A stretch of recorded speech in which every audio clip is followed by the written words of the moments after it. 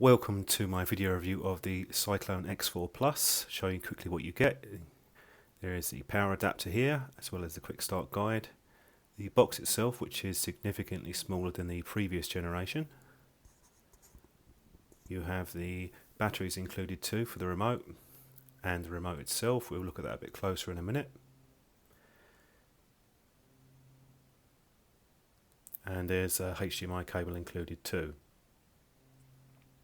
Now the remote has differed slightly in the design. You'll see that the buttons have been rearranged. You have most of the basic controls that you need here, the 4-way pad, volume, and the mouse mode as well. It's fairly easy to use. Moving in closer on the box, just to give you an idea how much smaller it is, I'll show you here with the batteries.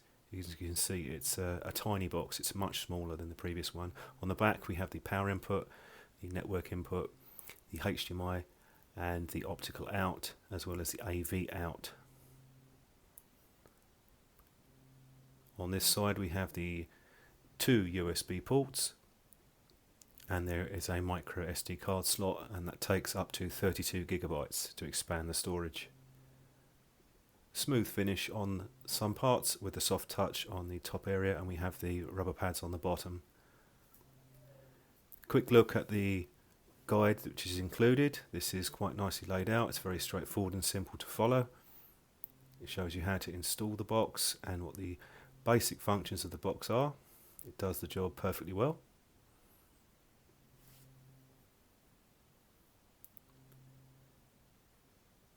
And an overview of the remote control is included too.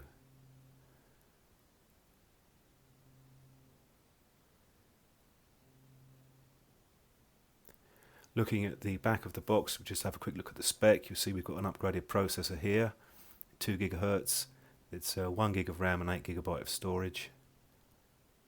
So we're still in the entry level of Android boxes, but we have had an improvement on the processor.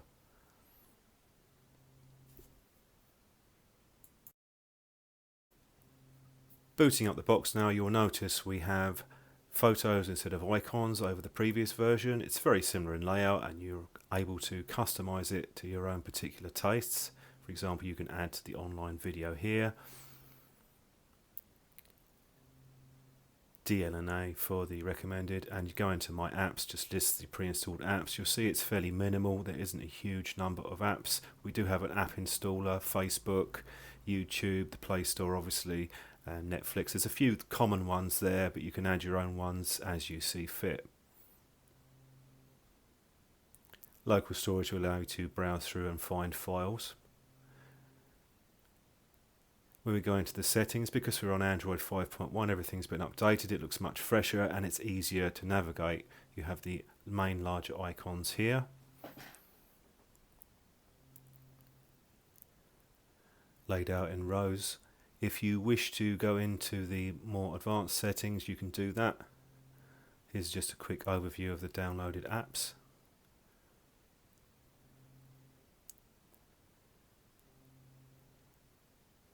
Storage capacity, so we're just over 4 gig after the installations.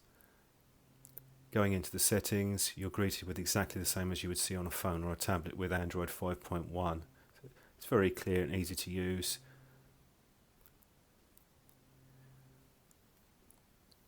With the bottom layout, you can adjust this to your own taste. So if you wish to have specific apps shown there, you can move them around and you can add and remove them as you see fit.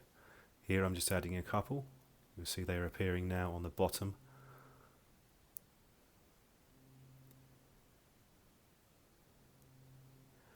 Launching Kodi. This isn't pre-configured with any streams, so you'll have to do that yourself. It's fairly straightforward. There are quite a few tutorials around on how to do that. There is also the app installer, which will scan through if you've downloaded any apps. That's quite handy to have. Now I'm just running a quick benchmark on the Android box here just to see how it stacks up, and we've got a multi-core score of 1747, which is quite good.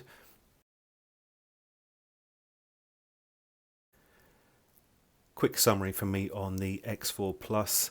Android box. This is an updated version of the older version, and it's had some improvements. It's much smaller now. You have 9 centimeters in both directions with a depth of under 2 centimeters, so it's really quite a tiny box.